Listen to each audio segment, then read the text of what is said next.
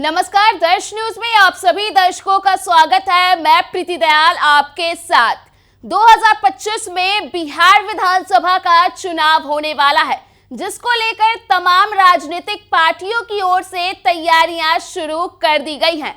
ऐसे में बिहार बीजेपी में बड़ा बदलाव देखने के लिए मिला।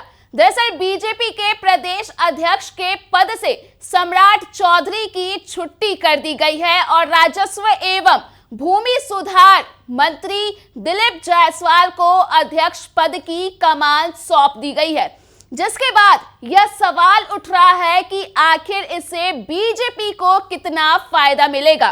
तो सबसे पहले तो बता दें कि बीजेपी महासचिव अरुण सिंह ने जेपी नड्डा के निर्देश पर दिलीप जायसवाल को अध्यक्ष पद की कमान सौंपी है।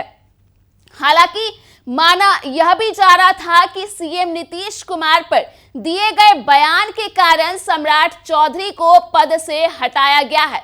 वही बात करें दिलीप जायसवाल की, तो वे अभी बीजेपी के विधान परिषद सदस्य हैं।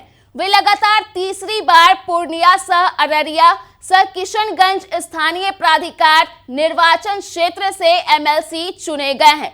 2022 के चुनाव में उन्होंने आरजेडी उम्मीदवार हाजी अब्दुस सुबहान को 5342 मतों से हराया था। इस जीत के साथ ही उन्होंने जीत की हैट्रिक लगाई। डॉक्टर दिलीप जायसवाल ने 2014 में किशनगंज लोकसभा क्षेत्र से चुनाव लड़ा था, लेकिन उन्हें करीब 2 लाख वोटों से हार का सामना करना पड़ा था। 15 मार्च 2024 को डॉक्टर दिलीप जायसवाल ने मंत्री के रूप में शपथ ली थी और उन्हें राजस्व एवं भूमि सुधार विभाग की जिम्मेदारी सौंपी गई। बीजेपी ने सिर्फ बिहार में ही नहीं बल्कि कई राज्यों के संगठन में बदलाव किए हैं। कई राज्यों के प्रभारी और सहप्रभारियों को बदला गया है, लेकिन अगले साल बिहार में होने वाले चुनाव को लेकर के यानी कि उससे पहले इस सांगठनिक बदलाव को राजनीतिक रूप से काफी महत्वपूर्ण माना जा रहा है। बीजेपी के नवनियुक्त प्रदेश अध्यक्ष दिलीप जायसवाल कलवार जाति से ताल्लुक रखते हैं। बीजेपी के प्रदेश अध्यक्ष के रूप में उनकी नियुक्ति को बिहार में अगले साल होने वाले विधानसभा चुनाव के पहले राज्य में अपने वैश्य वोट बैंक को मजबूत करने की दिशा में एक बड़ा कदम माना जा रहा है। इधर सम्राट चौधरी ने हाल ही में सरयू नदी में अपना सिर मुंडवाया था। इसके बाद से ही अटकलें लगाई जा रही थी कि उन्हें जल्द ही पार्टी में किसी बड़े पद से हटाया जा सकता है।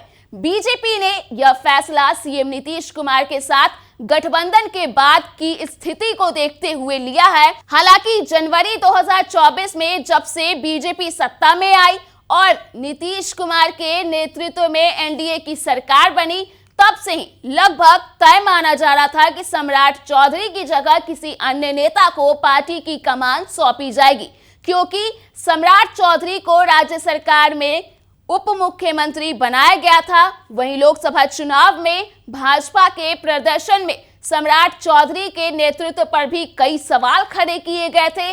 सम्राट चौधरी पार्टी के लिए अपनी जाति कुशवाहा और कोयरी के वोट हासिल करने में विफल रहे, जिसके कारण 17 सीटों पर चुनाव लड़ने के बावजूद बीजेपी को सिर्फ 12 सीटों पर जीत मिली। वहीं अब दिलीप जायसवाल को प्रदेश अध्यक्ष बनाने के बाद कई तरह के कयास लगाए जा रहे हैं। तो फिलहाल के लिए इस खबर में इतना ही। अगर आपने अभी तक हमारे YouTube चैनल को सब्सक्राइब नहीं किया है तो इसे जल्द सब्सक्राइब कर दें। इसके साथ ही अगर ये वीडियो फेसबुक के माध्यम से देख रहे हैं तो पेज को लाइक करना ना भूलें।